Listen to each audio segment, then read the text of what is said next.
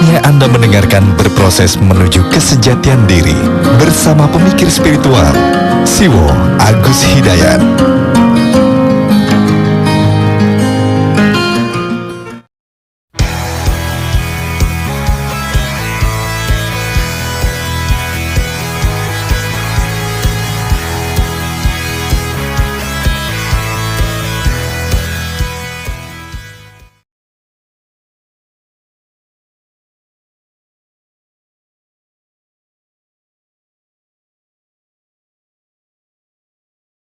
Kita mulai dari Mas Imron di Bekasi. Beliau mempertanyakan keterkaitan bagaimana orang tua mempersiapkan anaknya, kaitannya dalam mencari pasangan atau mencari suami, istri, atau bahkan mencari jodoh. Jadi dikaitkan dengan, kan si Wol nggak setuju dengan pacaran toh. Iya sih. Mencari pasangan ya bisa jadi nanti ke arah mencari suami atau istri, dan lebih seriusnya lagi, lebih idealnya lagi itu mencari jodoh. Saya mulai dari jodoh, ini yang ideal ya. Jodoh adalah sesuatu yang sudah dipersiapkan untuk masing-masing kita, yang apabila kita bisa menemukannya, maka itu bisa berfungsi maksimal dalam rangka menyempurnakan diri kita. Dipersiapkan, tetapi karena kita diberi kehendak bebas, maka kita mempunyai tugas untuk memilih itu, mencari, membanding, memutuskan. Jodoh adalah sesuatu yang sangat ideal, yang paling pas untuk kita. Apakah kita bisa sampai ke sana? Nah, itu ada syarat-syaratnya. Kalau menurut ala BMKD ya bisa dipakai 3 validator BMKD untuk kita bisa mencari, menggapai, menjemput, menemukan jodoh. Maka syaratnya semuanya yang kita lakukan untuk itu harus di jalur yang ideal, yaitu tujuannya benar, niatnya benar, caranya benar. Tujuannya benar gimana? Mencari pasangan itu bukan dalam rangka tujuannya itu agar hidup bahagia atau agar hal-hal yang lain ya. Tetapi tujuannya adalah kesempurnaan, tujuannya adalah Tuhan, tujuannya adalah mendekatkan diri kepada Tuhan. Jadi titik yang dituju itu Tuhan, bukan yang lain. Bukan hal-hal yang terkait dengan kelelakian dan keperempuanan, bukan hal-hal yang terkait dengan ekonomi dan seksual, bukan keterkaitannya dengan generasi berikutnya ya. Tapi itu nanti akan tercakup di dalamnya. Tujuan adalah pusat perhatian dan titik sasaran. Sepanjang yang saya tahu, tujuan selain Tuhan itu tidak benar. Jadi tujuan adalah sesuatu yang menjadi pusat peredaran kehidupan kita. Tujuan adalah sesuatu yang menjadi pusat bidikan, menjadi titik sasaran yang paling tinggi dalam seluruh aktivitas kita. Yang lain bisa berfungsi sebagai perantara-perantara. Yang lain bisa berfungsi sebagai, mungkin istilahnya begini, tujuan jangka pendek. Mestinya tujuan itu satu, tidak ada yang panjang, nggak ada yang pendek. Tetapi dalam istilah masyarakat ada kemudian dibedakan tujuan jangka panjang, tujuan jangka pendek. Tujuan jangka pendek itu adalah perantara-perantara untuk menyampaikan ke tujuan jangka panjang. Setahu saya tujuan itu harus satu, titik pusat yang menjadi apa ya? Menjadi dominir, menjadi dominasi, menjadi terutama, menjadi yang paling. Nah, dan tidak ada yang selain Tuhan. Jadi kalau kita menata diri atau kita dalam rangka sebagai orang tua membantu melaksanakan tugas untuk agar anaknya bisa dipersiapkan, maka yang pertama terpenting adalah tujuan. Kemudian yang kedua, kalau kita ingin mencari pasangan dan mendapatkan yang paling ideal, niatnya juga harus benar. Niatnya bukan agar ini dan agar itu, tapi niatnya adalah menghamba kepada Tuhan, melaksanakan perintah Tuhan. Dalam simbol bagi pemeluk agama Islam, maka simbolnya itu adalah Bismillah. Kalau tujuan itu taqarruban ilallah, taqarrub ilallah. Kalau niat Bismillah.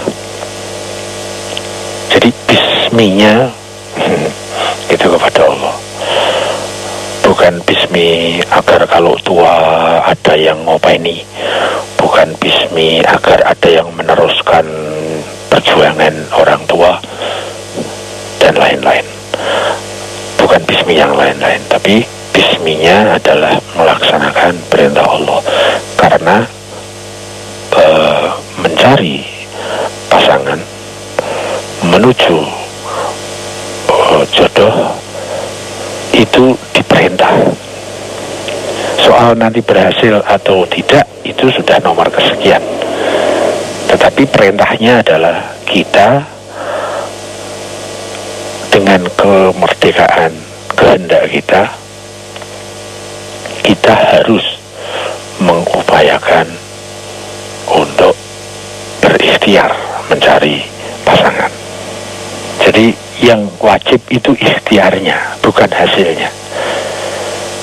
Hasil adalah ikutan setelah ikhtiar. Hasil itu ngikut saja. Ya. Kemudian cara. Nah, kalau tadi terkait dengan pacaran dan sebagainya itu kan terkait dengan cara. Bagaimana cara kita?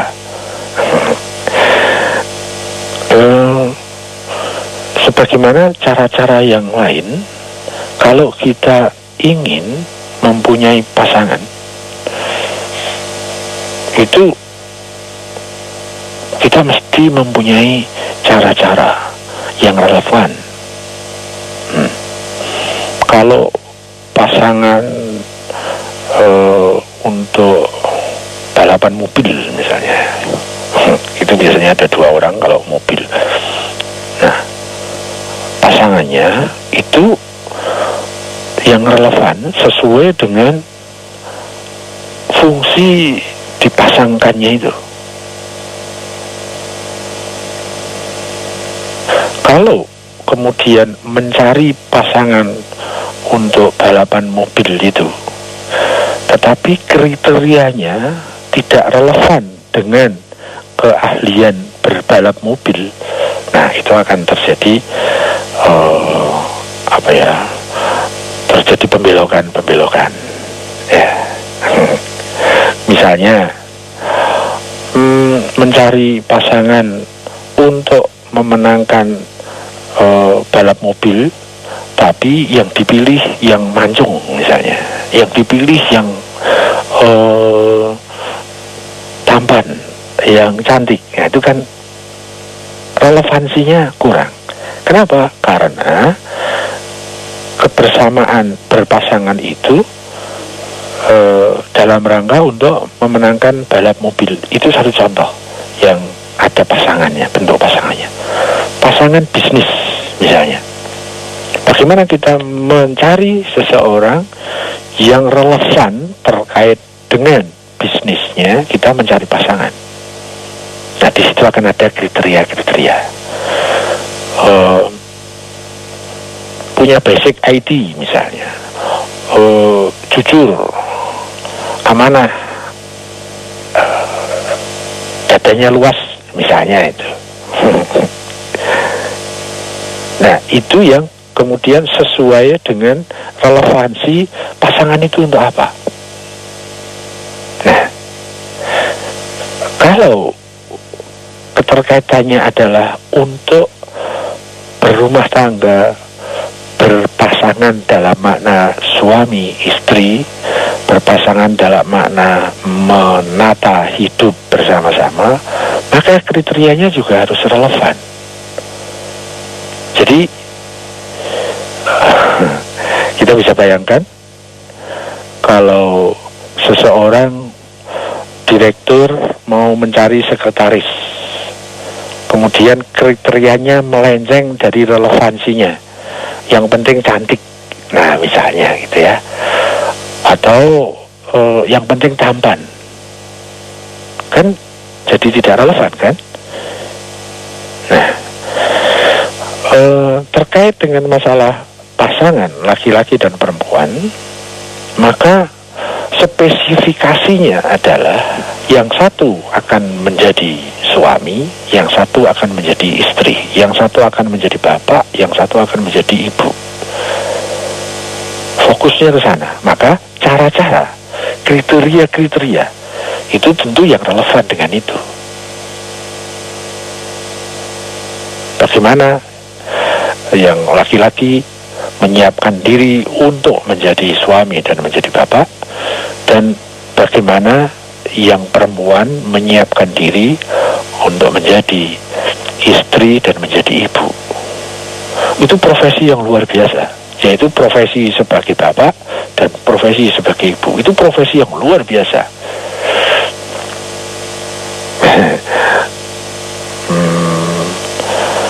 Tapi kadang-kadang kita dilingkupi oleh sebuah budaya, sebuah kebiasaan di masyarakat kita. Menjadi bapak itu bukan profesi, menjadi ibu juga bukan profesi. Kenapa? Karena tidak menghasilkan uang. Ya, sering dikaitkan, oh itu profesi kalau menghasilkan uang. Ini ibu kerja di mana? Enggak kerja di rumah aja, jadi ibu rumah tangga. Jadi seakan-akan jadi ibu itu bukan profesi, padahal itu profesi yang spesifik bagi perempuan. Itu adalah menjadi istri dan menjadi ibu. Profesi yang spesifik bagi laki-laki itu menjadi suami dan menjadi bapak. Tapi begitulah bahasa masyarakat, istilah masyarakat, itu semua bukan profesi, gitu kan? Kenapa? Karena tidak mengarah kepada uang, tidak menghasilkan uang. Beda kalau menghasilkan uang itu agak serius sih. Mau jadi sekretaris ada kursusnya, ya kan? Kursus dulu, menyiapkan ini, menyiapkan itu. Sementara untuk menjadi suami atau istri, ya asal jalan aja. Nah, itu yang menjadi hal-hal yang tidak relevan terjadi. Cara mana yang relevan dengan kesuamian dan keistrian, kebapakan dan keibuan? Nah, apakah dengan pacaran itu relevan untuk penyiapan kebapakan dan keibuan, kesuamian dan keistrian? Ya, misalnya seperti itu. Nah, kalau saya menyimpulkan sederhana saja, pacaran itu budaya yang sembarang, budaya pelebaran dari egoisme, keterkaitannya dengan ketertarikan laki-laki dan perempuan tanpa perlu ada kriteria, tanpa perlu ada batasan-batasan relevan, Sing penting podo senengi, yang penting sama senangnya. Jadi ukurannya sangat egois, ukurannya hanya berdasarkan ego masing-masing. Yang penting senang. Nah, dan pasti nanti ya, karena laki-laki dan perempuan, apalagi di masa-masa remaja seperti itu ya, libido itu luar biasa pengaruhnya. Sehingga budaya pacaran itu menurut saya adalah sebuah budaya yang sia-sia dan budaya keterjebakan. Kenapa? Ya itu rumusnya yang penting senang. Nah, bagaimana kalau bukan dengan pacaran? Ya, kita dengan mendata, kemudian membanding, kemudian memilih. Untuk bisa mendata, apa yang kita data? Ya, hal-hal yang mengarah bagi laki-laki mencari istri, bagi laki-laki mencari perempuan yang arahnya adalah ke keistrian dan ke keibuan. Itu adalah profesi spesifik bagi perempuan.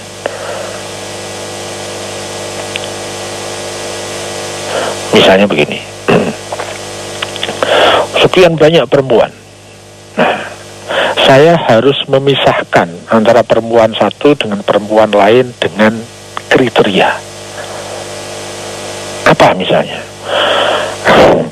Saya punya kriteria karena nanti akan berprofesi sebagai istri dan berprofesi sebagai ibu, maka saya harus punya batasan.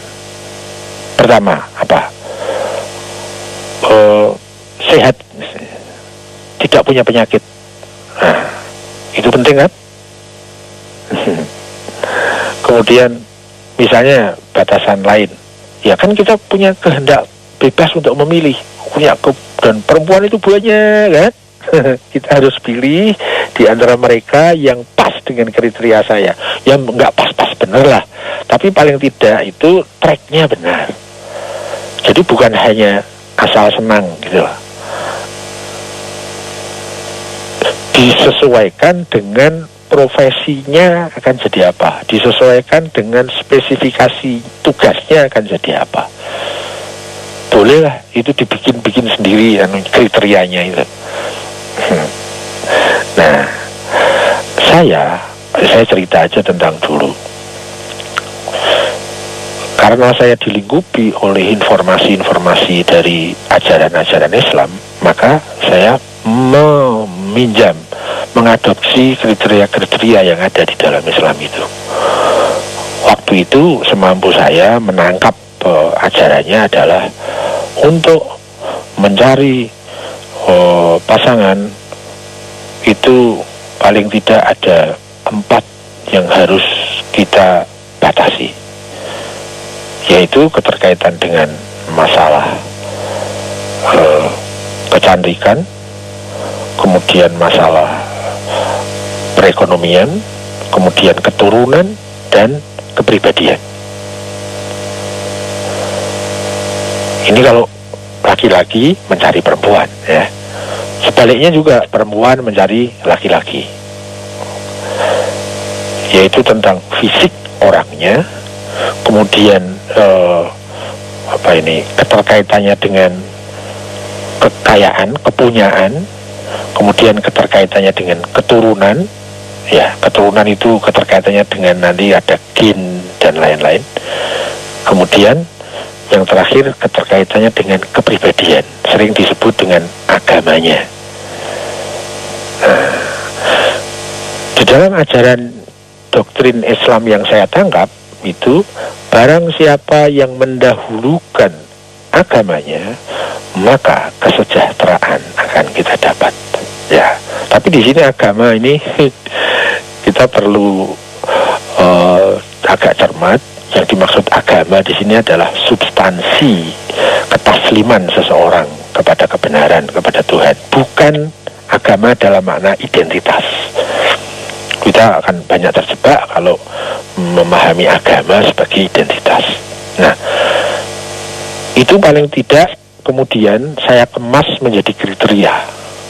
Jadi saya mencari perempuan yang masuk pada kriteria yang saya bikin itu. Yang pertama, bagaimana kita mendata kepribadian seseorang. Sangat tidak mudah.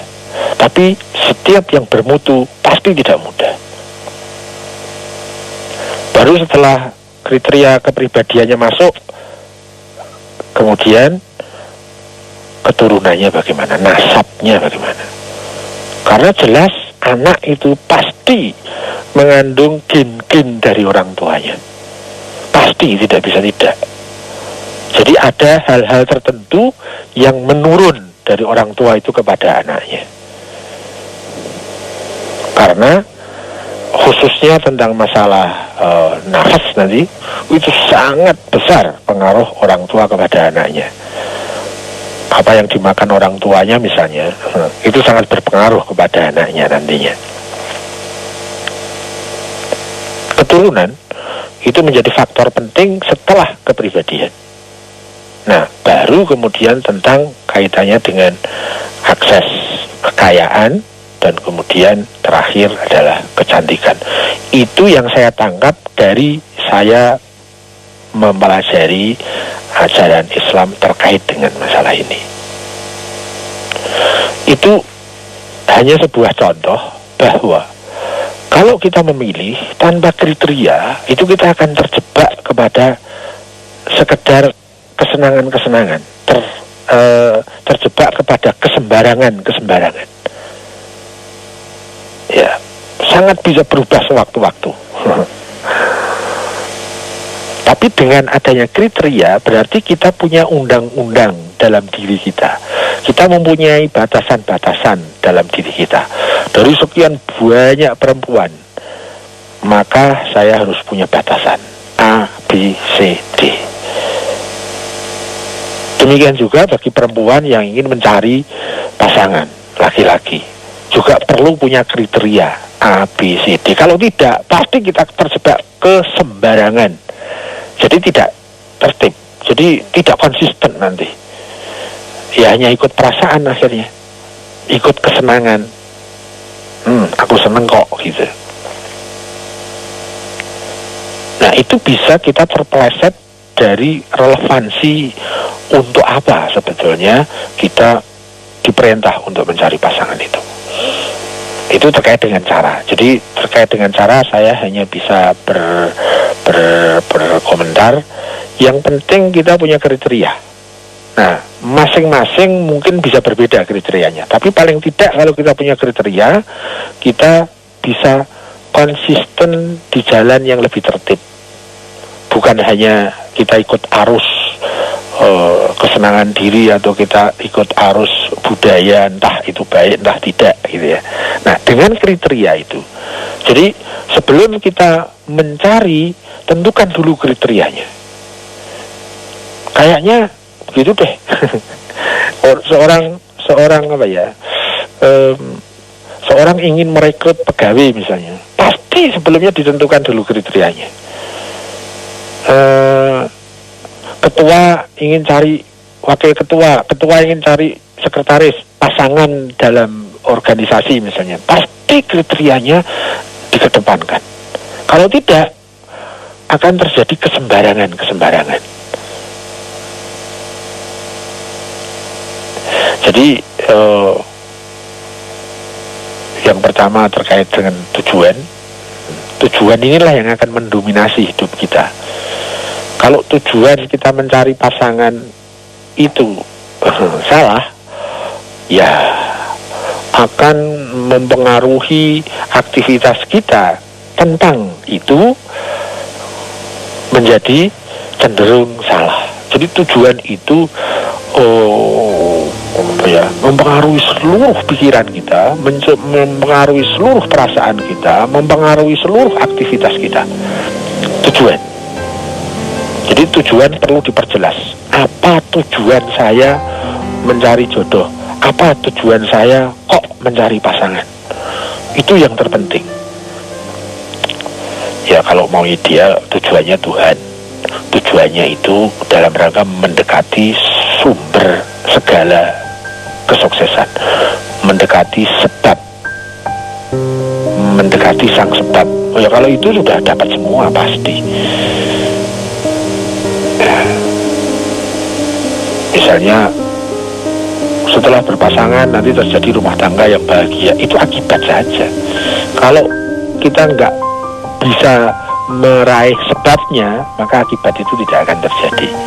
Nah, seluruh sebab kebaikan, seluruh sebab kesempurnaan, seluruh sebab kesuksesan, seluruh sebab kebahagiaan, seluruh sebab keindahan itu ada pada Tuhan. Ya tentu ini hanya berlaku bagi orang yang meyakini Tuhan ya. Kalau tidak meyakini Tuhan, maka pembahasan ini tidak berlaku sama sekali. Itu yang terpenting menurut saya, yaitu tujuan tidak boleh salah. Nah, kalau tujuannya sudah benar, menata berikutnya itu lebih mudah. Karena pengaruh tujuan itu luar biasa dalam hidup kita. Kita disetir oleh tujuan yang kita tetapkan sendiri. Kita dipengaruhi seluruh aktivitas kita itu oleh tujuan yang sudah kita tetapkan sendiri. Nah, pada saat tujuan kita itu Tuhan, maka itu benar. Karena Tuhan adalah sebab dari semua akibat-akibat yang baik. Kalau kita sudah mendapatkan sebab itu, kalau kita sudah mendekatkan dengan sebab itu, maka akibat yang lain itu menyusul berikutnya. Dari tujuan itu kemudian terrealisasi dalam niat-niat. Tujuan itu ada di depan sana, niat bersama saya. Tujuan yang benar akan memunculkan niat-niat yang benar. Tujuan yang salah akan memunculkan niat-niat yang salah. Tujuan yang besar akan memunculkan niat-niat yang besar. Tujuan yang kecil ya hanya akan memunculkan niat-niat yang kecil. Jadi 3 hal itu, tujuannya benar, niatnya benar, dan caranya benar. Tentang cara mungkin bisa macam-macam, tapi yang bisa saya sharingkan adalah dalam memilih, buatlah kriteria sehingga kita punya batasan yang jelas, sehingga kita punya alur yang jelas, tidak alur yang ikut kesembarangan situasi. Jadi mungkin